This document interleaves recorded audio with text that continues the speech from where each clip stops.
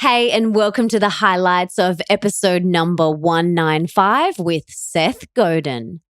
Some of my favorite parts of this episode were when he shares his epic marketing tips and how to market with heart. I also loved it when he shares how to build a tribe for both your business and personal life. I also loved it when he shares how to spread your message and ideas and how to lead with heart. And I also loved it when he talks about the future of social media. But there is so much more wisdom and inspiration that you get in the full episode. So to listen to the full podcast and get all the info in the show notes, head on over to melissaambrosini.com/195 right now. Seth, it is so great to have you on the show. I've been looking forward to this interview for a while now. But before we dive in, can you tell us a little bit about your story and how you got to where you are today doing the work that you now do? Like, did you know that you were always going to be doing this and writing books and teaching? Give us a little bit of background on your journey and how you got here. Well, I won the birthday lottery. I had two amazing parents. I grew up in a town called Buffalo, which is outside of New York City, but halfway to Chicago, snowy and cold. Great place to grow up. And I responded to all of these wonderful head starts by relentlessly failing for years and years and years, doing projects that didn't quite work. My first entrepreneurial venture was when I was 14. I sold ice cream sandwiches when I was 16. Co-founded a student-run business in college, ran that for a bunch of years. Never actually trying to be successful by most people's measures, mostly trying to be helpful and interesting. But I learned the hard way that you can break things, that you can show up with something people don't want, that you can find yourself with your back against the wall, window shopping at restaurants and eating macaroni and cheese for dinner night after night. And it was great. And I wouldn't trade it for anything.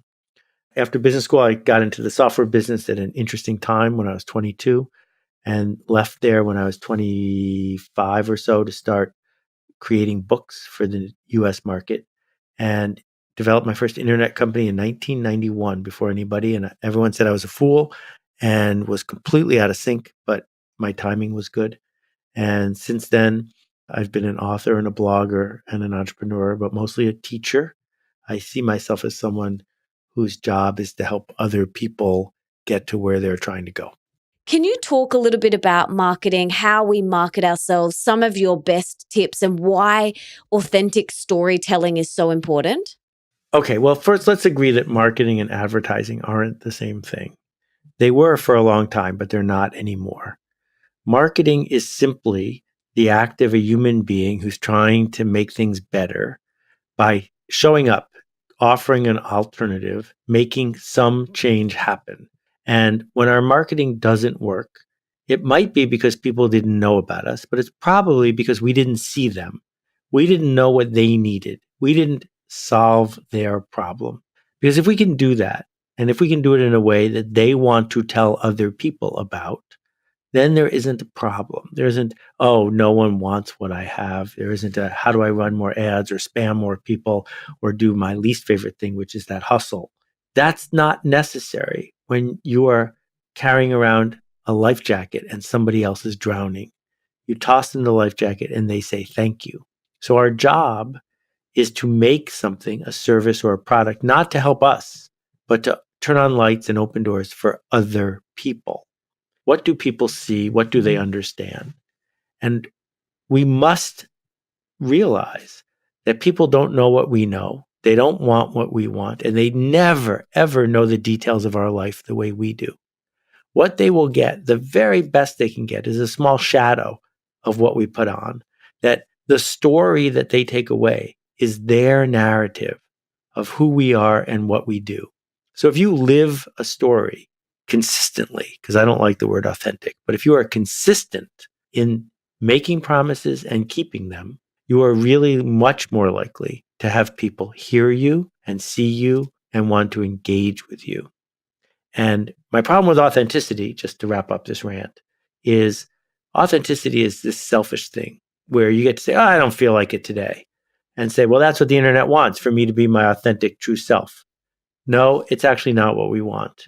We're not spectators in your life story. What we want is a professional. And what professionals do is they show up even when they don't feel like it. Mm, really good distinction. It really is about being consistent. It's about showing up. It's doing the work. And I just love that about you. So, what are some other strategies or other tips and tricks that you have around marketing?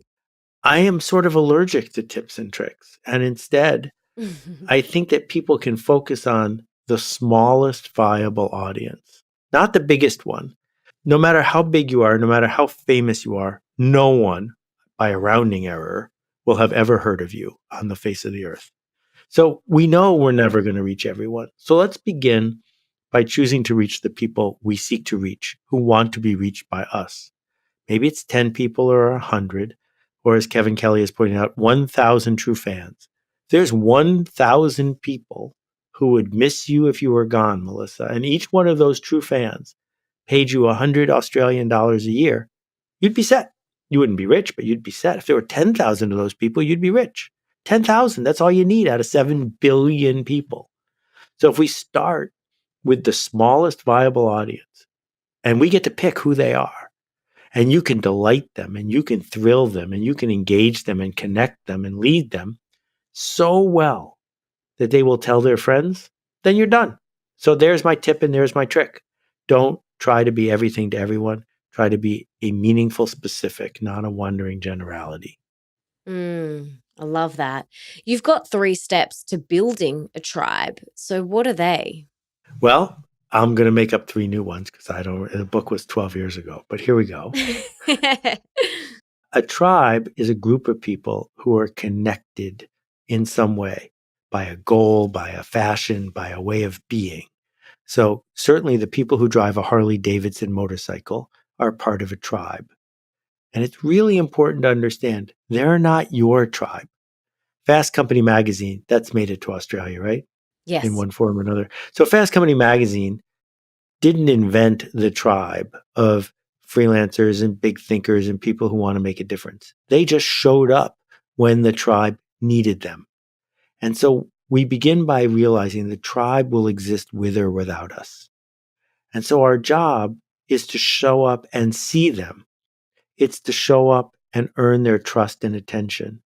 And then it's to lead them, to say to that tribe, I'm going over there. Who wants to come? So when the Mac was first getting started, I was a beta tester in 84. I was totally in the Apple tribe. For 10 or 15 years, Steve could say, over there, we're going to go do that, right? And we did because we wanted to be with each other. But then when Apple got greedy and started figuring out how to sell an iPhone to everyone on the planet, lots of people like me said, you know what? The tribe isn't about Apple. Apple just connected us for a while. And so now we can connect in a different circle. So our job, if we're going to please and delight and dance with the smallest viable audience, is to realize that they are probably in a tribe. They probably see each other in the same way. They might be triathletes. They might be stay-at-home moms. They might be people who like juggling, right? But we get the chance to narrate for them and to set the table for them. Yeah. So, how can we spread our messages? How can we make an impact? If there's someone listening who's like, I have this idea or this product and I know it's great, how can I get it out there and spread my message? So, Mark Andreessen said that of the 1,000 deals he's invested in, not one came from somebody who did a cold pitch, found him on an elevator, sent him an email, said, please, please, please pick me. Not one. That the way ideas actually spread is when someone who has been moved by what you do tells someone else. So my blog has 1 million readers a day. I have never run an ad for my blog. It had 100 readers a day for a year. But over time, those 100 people told someone else who told someone else who told someone else. That's how it's done. You might think it's done by writing scammy ads on Facebook or Insta or wherever, but no, that's the way some businesses amplify what they do. But at the core, if you're going to succeed, it's because someone you blew away couldn't go to bed until they told someone else. I see a lot of women who are just starting out and they really struggle with the word sales, and they don't want to feel slimy or salesy or anything like that. Feel like this is going to be so helpful for those women who really struggle with that. So thank you. First of all, let's agree that nobody likes slimy, short-term, manipulative selling. Yeah. And neither one of us is talking about that. But on the other hand, if you've ever been courted, if someone wanted to go out on a date with you and courted you and you were glad that they did, I think that's sales. If you've ever gone to buy a car and ended up with a car that wasn't exactly what you expected and you're glad you did, you can thank a salesperson for that. And if you ever bought a house that you bought without just going online and clicking buy, well, then it's probable that someone sold it to you. So there is a huge role for good selling. And what selling is a human being bringing confidence and care to the table to help you get unstuck. And to do that, they created some tension. And most people don't go car shopping for fun. They don't say, oh, it's Saturday, let's go spend 3 hours having someone try to sell us a car. That part's not fun, but we endure it because we're glad to get to the other side where we end up with the car we always wanted. Now, a bad car salesman, that's not who we're talking about. We're talking about a good one. So I do not believe that this model of I'm going to blog about my life every day and put up pictures of me sitting in the poppies of Encinitas, California in a cute hat for free over and over and over again until one day someone pays me money. I don't believe that's a career. I think the alternative is to say, here's some content. Here's some content. I hope this helps you. I am earning your trust and attention. And then say, and here's some tension. Here's some tension about what I'm going to do with other people, but not you, because you're not coming to the conference unless you buy this ticket. Here is a book I'm writing, and it's a real book, and it's 300 pages long. And I'm not going to give you the whole book for free, but you already trust me, and I'm going to trade you the fact that if I sold you something lousy, you wouldn't trust me anymore, for the fact that I am asserting there are things inside this book that will change your life and that you will want to buy 4, because if you give them to 3 other people, it will change their lives. Tension is created because, oh, this is a pretty big risk this person took. I better look into it because I trust them.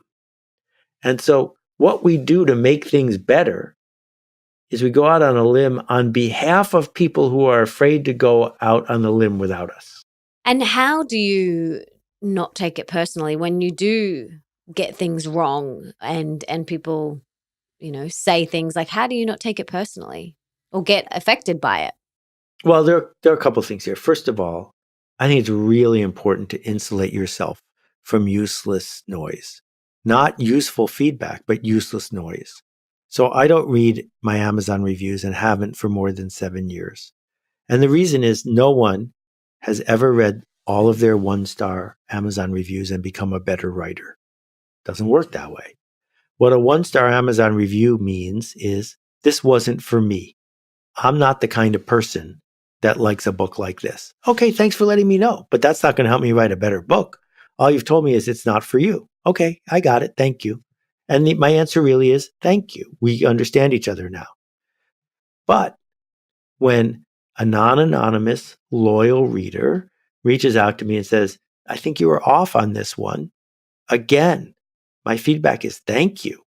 Because if I was driving a car from Melbourne to Sydney and I was headed in the wrong direction, I would really appreciate it if the person in the front seat, who I trust, would say, Seth, it's the other direction.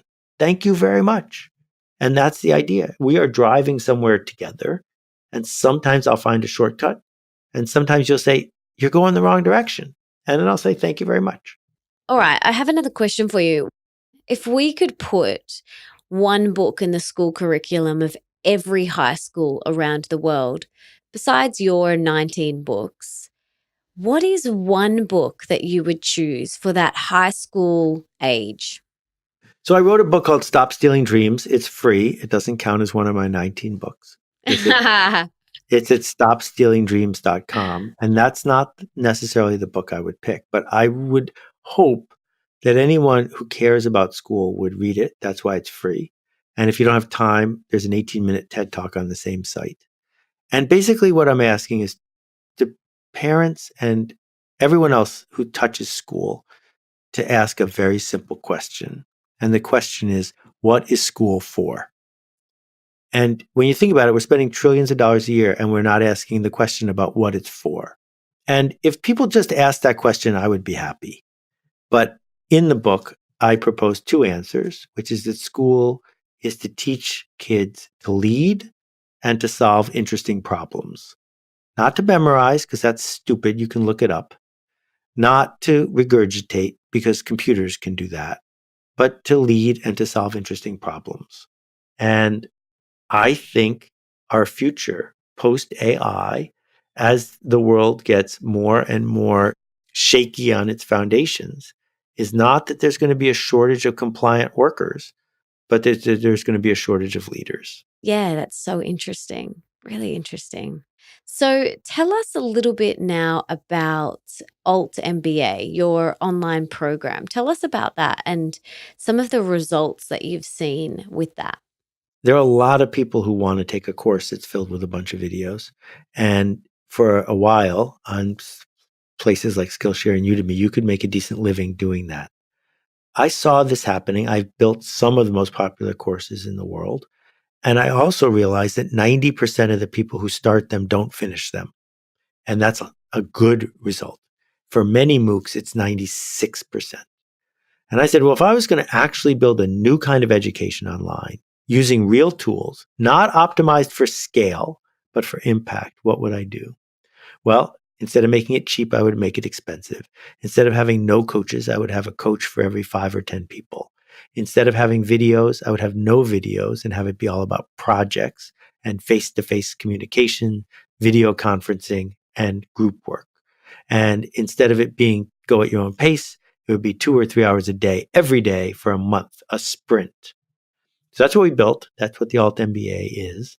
And we teach people to lead. We teach them to see the world differently. We teach them that they can get way more done than they thought. We teach them to make better decisions. And we teach them to persuade others of their point of view. And I ran it once just to see what would happen, 120 people. And it worked so well, we ran it again. And now we're running the 29th session. And we have more than 3,000 grads from an 80-year-old in the Isle of Man to 20-year-olds in California, tons of people from the APAC region. And it doesn't matter if they're from big companies or little companies, they are learning something and seeing something new. What do you see for the future of social media and the online world? Like what do you see? Well, I think people are finally waking up to realize that that they didn't build social media for us, that we are the product, we are not the customer, that if you're not paying a subscription, they are doing something to you for money. And I'm hopeful that people are going to get tired of being manipulated by the device in their pocket and will get back to what's on their agenda as opposed to doing what's on Mark's agenda. Mm. And do you mean in terms of purchasing and things like that, or just being All of it. controlled by that device? I haven't looked at my phone in I don't know, 6 hours. And that's okay. And I don't organize anything in my life to be popular on Twitter, and that's okay. And I'm not going to get sucked into the breaking news cycle because guess what? If you hear about anything that's happening in the news 4 hours later, that's okay. That we don't have to be victims of all of this. It's up to us. And there are people who are trying to addict us to a cycle of dissatisfaction. So we will spend more time and spend more money, but you don't have to be dissatisfied if you don't want to. It's a choice. It is. It's very hard to walk past it, like an alcoholic walking past a bar, but that doesn't mean it's not important.